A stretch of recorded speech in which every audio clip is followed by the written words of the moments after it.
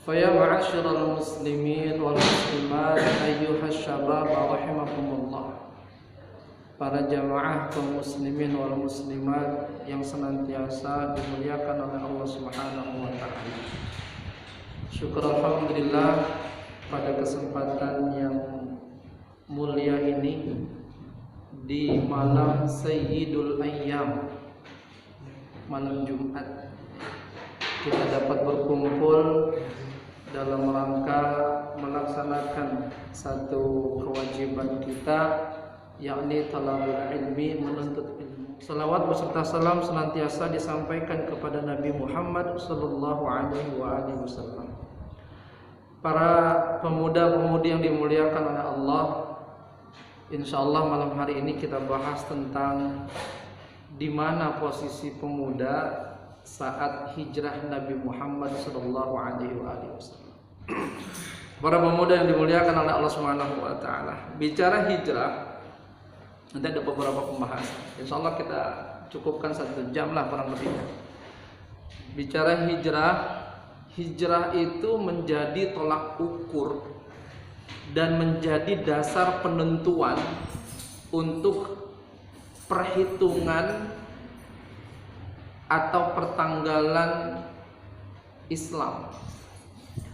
Tapi bukan hijrah ke Habasyah, bukannya hijrah ke Ethiopia, bukan.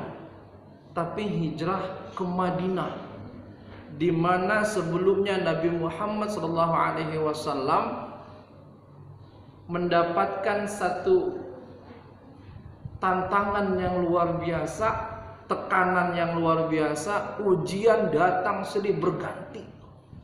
Nabi Muhammad ketahuan dakwahnya, maka apa yang terjadi? Nabi Muhammad dan orang yang pro dengan Nabi Muhammad diisolasi,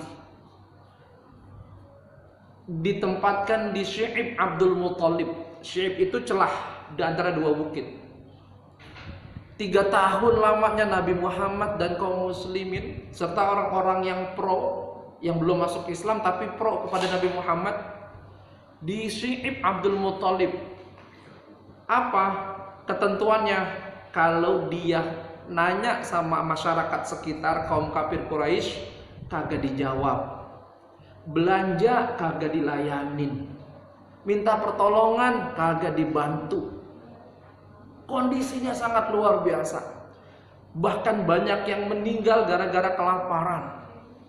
Sampai Nabi pun makan potongan sandalnya sendiri. Luar biasa. Teman-teman ngebayangin dah, kalau misalnya kondisi kita kelaparan yang luar biasa, sampai sendal dipotong-potong buat dimakan. Iya, sendal Nabi dari kulit asli. Lah kita swallow. Tuh, coba direbus jadi apa? Coba dah bayangin.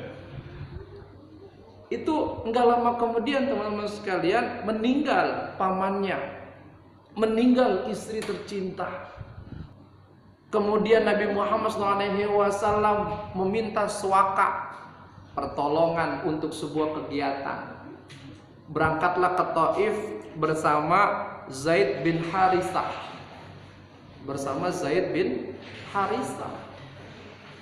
Tuh.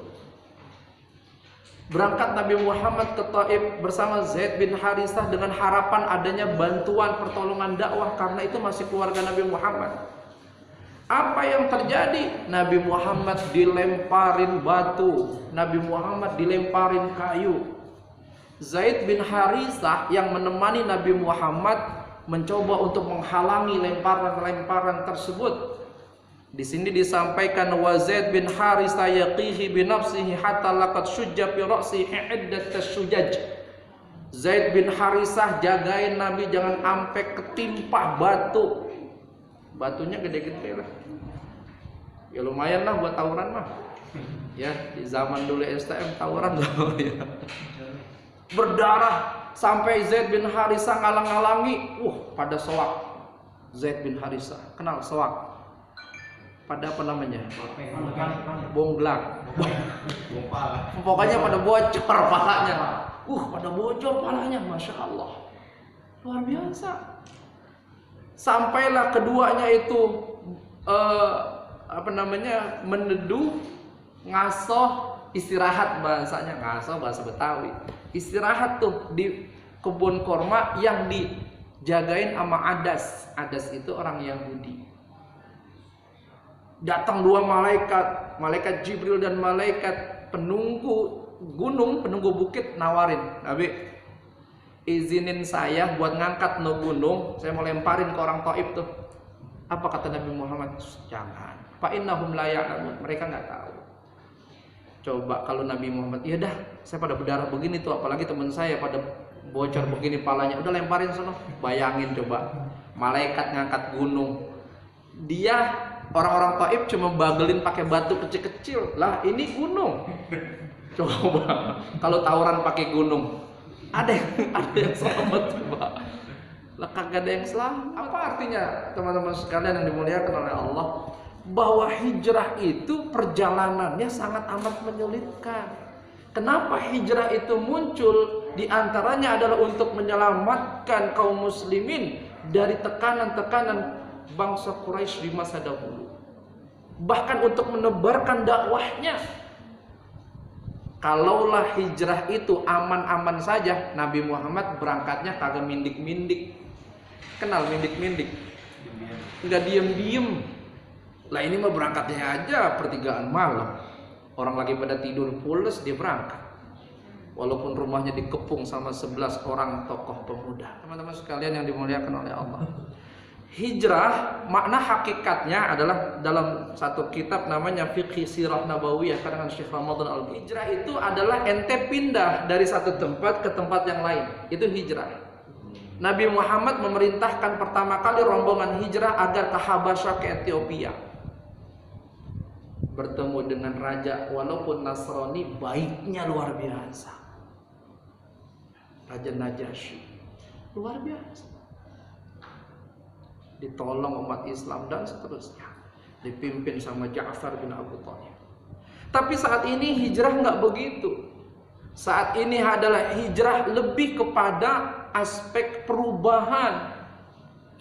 Itu hijrah. Bukan makna sebenarnya berpindah, akan tetapi adalah kita menentukan sebuah perubahan dalam hidup kita. Oh ternyata perubahan itu teman-teman sekalian dipelopori oleh anak-anak muda.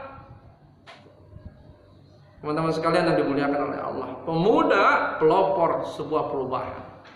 Apa kata Rasulullah dalam hadis tentang pemuda? Ihtanim khamsan qabla khamsin hayatu qabla mautika wa sihhatuka qabla saqamika wa faraguka qabla syughlika wa syababuka qabla haramika wa ghinaka qabla faqrika. Fokus kita di syababuka qabla haramika. Manfaatkan masa muda kita sebelum datang nanti masa tua kita. Karena masa muda dengan masa tua berbeda, kekuatan dan tenaga pikirannya berbeda. Ketika Nabi Muhammad SAW dibicarakan dalam forum Darun Nadwah namanya. Darun Nadwah itu adalah rapat terbatas. 7 kepala suku membicarakan jangan sampai Muhammad jadi ke Madinah. Karena kalau Nabi Muhammad jadi ke Madinah, hancur nih orang-orang yang di Mekah. Kenapa? Jalur dagang ada di Madinah. Perkembangan adat ada di Madinah. Daerah yang maju ada di Madinah. Ini bahaya nih. Falamma kanat atamatu minal laili ay thuluthul awal minal lail ijtama'u ala babihi yarsudunahu hatta yanama fayudhibu alaihi. Ketika udah diketahui, Nabi Muhammad bilang sama Ali, Ali siap. Kata Nabi Muhammad, ente tidur nam ala firasyi, tidurlah di tempat tidur saya. Wa tasajja bi burdil khadrami al akhdar fanam fihi. Ente selimut dengan selimut warna hijau yang saya miliki. Jadi Ali bin Abi Thalib dipesan sama Nabi, Ali, ya siap Nabi. Tidur di tempat tidur saya ya, siap. Ini nih selimut saya yang warna hijau pakai, siap. Nih tokoh pemuda nih harus ditiru. Ali tahu kalau dia bakalan mati, tahu Ali. Kenapa? Karena isu tadi itu sudah banyak yang tahu. Nabi Muhammad rumahnya dikepung dengan 11 orang pemuda, yang setiap pemuda dibekali pedang, kemudian menggerebek rumah Nabi untuk menebas Nabi saat tidur. Ali tahu. Apakah Ali bilang, enggak Nabi, ntar saya mati? Enggak. Ini peran pemuda ketika hijrah Nabi Muhammad SAW. Dia mau mengikuti arahan Nabi Muhammad SAW. Gitu. Tuh. Nah, kembali nih ke masa sekarang. Jangan pernah takut buat anak muda untuk melakukan kebaikan sekalipun nyawa menjadi taruhan. Jangan pernah takut. Jamaah yang dimuliakan oleh Allah Subhanahu wa taala. Kembali ke sikap Ali. Kita harus memiliki pemuda yang seperti itu. Ia yang berani mengorbankan dirinya untuk kebaikan. Untuk kebaikan. Tuh. Lanjutlah setelah Ali bin Abi Thalib tidur. Berarti Ali pun punya sikap syaja'ah, pemberani. Pemberani. Pertama, dia ikut apa kata Rasulullah. Yang kedua, dia memiliki sifat pemberani. Nah, di tengah-tengah kita, komunitas kita, berarti harus ada nih seorang anak muda yang mau berlelah-lelah, yang berani untuk menyampaikan kebaikan. Jadi Abdullah bin Abu Bakar tugasnya itu menjadi mata-mata, menjadi intel, menjadi informan untuk setiap gerakan-gerakan orang kafir Quraisy tentang hijrahnya, berangkatnya Nabi Muhammad dan Abu Bakar. Artinya apa? Sikap yang bisa kita ambil, pelajaran yang dapat kita ambil dari sikapnya Abdullah bin Abi Bakar adalah mau capek untuk nilai kebenaran. Usianya saat itu 19 tahun. Usianya 19 tahun. Abdullah bin Abu Bakar mau capek untuk nilai sebuah perjuangan, untuk nilai sebuah kebaikan dan kebenaran. Mau capek dia. Sore dia balik lagi ngasih tahu bapak Nabi Muhammad begini. Siap. Tidur sebentar, jam 3 malam berangkat lagi. Agar di sono paginya udah sampai. Jadi orang-orang pada kagak tahu si Abdullah emang gak kemana-mana nih orang. Walaupun bapaknya ikut Nabi Muhammad, dia gak kemana-mana. Itu luar biasa. Jadi kita ambil sikapnya si Abdullah bin Abu Bakar adalah ada anak muda yang mau capek untuk nilai kebaikan, untuk nilai kebenaran. Lah itu perjalanan bukan tanpa risiko, itu risiko besar. Kalau ketahuan, Masya Allah bakalan dicincang dia. Maksudnya adalah Abdullah bin Abu Bakar pada saat itu kondisinya lagi mencekam. Ayahnya lagi dicariin, Nabi Muhammad lagi diuber-uber. Kalau dia tahu, kalau dia ketahuan dia sebagai mata-mata, mati dia. Mati. Tapi apakah dia takut? Enggak sedikit pun. Usia 19 tahun kurang lebih, enggak takut ya. Berarti kita butuh anak muda yang rela berlelah-lelah untuk nilai kebenaran dan nilai kebaikan. Jadi Abdullah bin Abi Bakar begitu tuh. Dan itu berapa hari? 3 hari. 3 hari karena Nabi Muhammad di Gua Thur 3 hari. Selesai Abdullah bin Abu Bakar lalu disampaikan lagi oleh Asma binti Abi Bakar. Nah, Asma sekarang perannya Asma binti Abi Bakar. Masih anaknya Abu Bakar namanya Asma. Saudaranya namanya Aisyah. Asma binti Abi Bakar saat itu sedang hamil dan dia istri dari Zubair. Sedang hamil dia. Tapi apakah dengan kehamilannya menjadi alasan dia tidak menolong Nabi Muhammad dan ayahnya yang berjuang? Tidak. Dilakonin sama dia walaupun dia ditampar sama orang-orang Quraisy sama Abu Jahal. Juga berdarah dia. Dia lakukan itu. Apa yang dilakukan?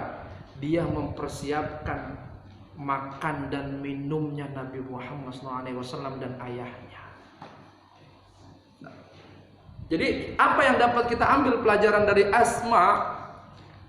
Walaupun seorang wanita, jika nilai kebaikan perlu sentuhan tangannya, maka dia tidak pernah ketinggalan. Cut Nyadin dalam sejarah Indonesia luar biasa ya. Kartini dalam sejarah Indonesia luar biasa. Jadi perempuan boleh mengambil peran dan gak ketinggalan. Terakhir, namanya Amir bin Fuhairah. Kalau ini mah budaknya Abu Bakar. Jadi Amir bin Fuhairah tugasnya adalah menghilangkan jejak perjalanan Abdullah dan Asma. Jadi kan kalau di padang pasir kan ketahuan orang jalan. Nah itu dihilangin sama apa? Sama jejak-jejaknya kambing yang digembalakan oleh si Amir bin Fuhairah. Tuh. Selain itu susu kambing dibuat minum Nabi Muhammad SAW untuk kesehatan. Jadi susu kambing itu luar biasa. Dia lebih bagus daripada susu sapi. Para jamaah yang dimuliakan oleh Allah Subhanahu wa taala. Jadi punya peran Amir bin Fuhairah dalam hijrahnya Nabi Muhammad SAW. Menghilangkan jejak langkah-langkah orang yang membantu Nabi Muhammad SAW memberikan subsidi dan seterusnya. Ternyata anak muda punya peran. 3 hari Nabi Muhammad SAW di Gua Sur. Berangkatlah ia menuju Madinah dari jalur selatan. Terakhir nih penutup. Yang dilakukan oleh Nabi Muhammad saat hijrah itu adalah mendirikan masjid, baik di Kuba ataupun di Madinah. Apa maksud pesannya? Perkembangan umat Islam harus dimulai dari masjid. Kemajuan umat Islam harus dipusatkan di masjid. Jika umat nggak tahu tentang sholat, masjid adakan pembinaan bagaimana sholat yang benar. Jika umat nggak tahu tentang muamalah, berinteraksi yang baik, masjid harus punya peran membina masyarakat bagaimana berinteraksi yang baik, bagaimana cara bertetangga, bagaimana cara bermasyarakat, bagaimana cara tolong menolong dalam pemandangan Islam. Masjid harus punya peran. Siapa yang dimaksud masjid di sini adalah orang-orang yang diamanahi, di mana dia harus mengurusi masjid. Itu. Demikian yang dapat disampaikan buat kita semua. Insya Allah kita lanjutkan pada pertemuan yang akan datang, karena memang diasuh oleh Ustadz Afan juga. Saya juga dapat amanah, alhamdulillah. Mudah-mudahan pengajian kita istiqomah dan mudah-mudahan bermula dari sini. Insya Allah akan ada diskusi-diskusi yang luar biasa. Ingat, kita anak muda nggak boleh menghindar, karena amanah ada di tangan kita. Amanah ada di pundak kita. Jangan pernah mundur jika ada nilai kebaikan. Jangan pernah mundur kalau ada nilai kesempatan, karena di situ membutuhkan peran kita semuanya. Itu saja mungkin yang dapat disampaikan. Kita tutup dengan tasbihul kifarah. Subhanakallahumma wa bihamdika asyhadu an la ilaha illa anta astaghfiruka wa atubu ilaik. Assalamualaikum warahmatullahi wabarakatuh.